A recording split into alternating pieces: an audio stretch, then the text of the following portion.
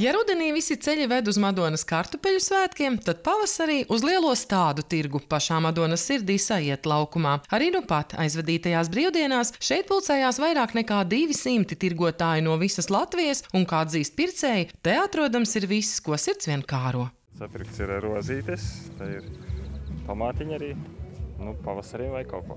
Vai ir kaut kas tāds, ko gribējās un neatradāt tirgu? Principā nē. Viss ir atrasts.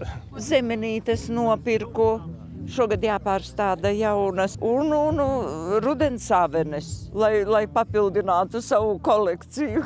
Un uz augšu, tur, kur kādās garšīgās lietas? Tur varbūt vēlāk uziesim, pirmais pie stādiņiem. Tirgu ļoti vajag, ļoti gaidījām, tāpēc agri cēlāmies. Knapi iepirkām, jo ļoti lieli plāni vēl priekšā. Tas nozīmē, ka vēl būs pilnas rokas un vēl būs? Tas ir pirmais gājums. Mēs braucām dēļ garšaugiem un, labi, mēs nopirkām arī nokaranās zemenes. Paši sastādīsim un būs uz pusi lētāk, bet mēs braucām dēļ garšaugiem un šī jau ir otrā vieta, kur mēs garšaugus pērkam un, jā, dzīvosim zaļi.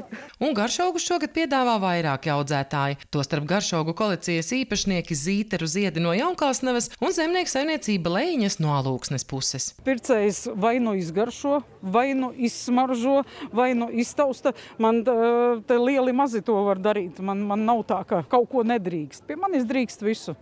Un kas ir tas ekskluzīvākais vai tāds interesantākais?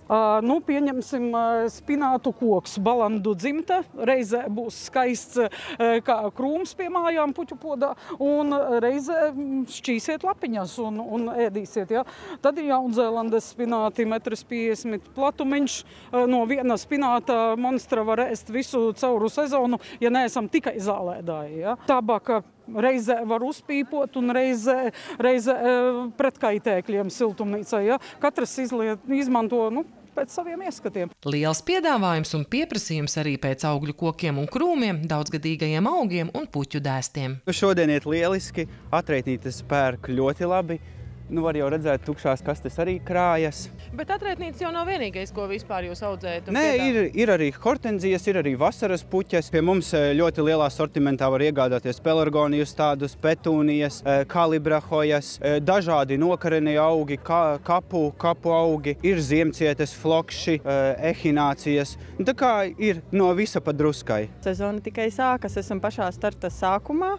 Tirgojamies. Pēc pirmajiem tirgiem, kas jau ir bijuši šonedēļ un iepriekšējā nedēļā, var spriest, ka, protams, cenu ziņā nekas nav mainījies, jo stādinieki nevar strauji pacelt cenas, jo cilvēki tomēr, ja vēlas iegādāties stādus un savā dārziņā kaut ko izaudzēt, tas nevar būt tik ļoti liela skāras inflācija, ka nevar viņi to atļauties.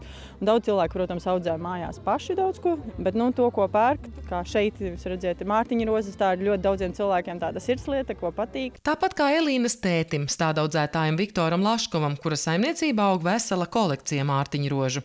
Savukārt ļaudoniete Ilze daudziem asociējas ar zemeņu un pupiņu audzēšanu. Kā atzīst Ilze, šī sezona audzētājiem ir tāda īpaša mazliet. Šogad pavasaris tāds ļoti interesants.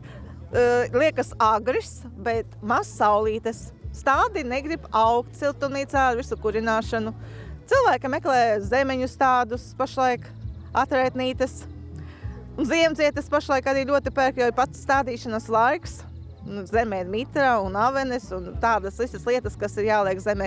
Vasaras augiem, tomātiem un gurķiem un visiem pārējiem būs droši vien laiks ar nākošo nedēļu, tad, kad būs paliks siltāks un iesils arī siltumnīcas un zemīte. Pērk arī pupiņas sēšanai, gan ēšanai. Šogad tā kā drīz būs viss iztirgots, ir palicis pavisam nedaudz. Tā kā tā, cīnamies! Cīnamies ar dabas untumiem, priecājamies par stādiņiem un ceram uz labu ražu. Savukārt tiem, kuriem dārza darbi nebūtu nav topā, lielais stādu tirgus ir kā atradums priekš garšas kārpiņām un estētiskām baudām. Te atrodama gan mājās cepta maizīte, pašu sietas siers un kārdinoši smaržīgs speķīts, gan amatnieku, rokdarbnieku un mājražotāju darinājumi. Kā uzsver RTV uzrunātie madonieši un pilsētas viesi, šos tirgus Madonā patiešām ir vērts apmeklēt. Sandra Zariņa, Indras Krieviņš, RTV.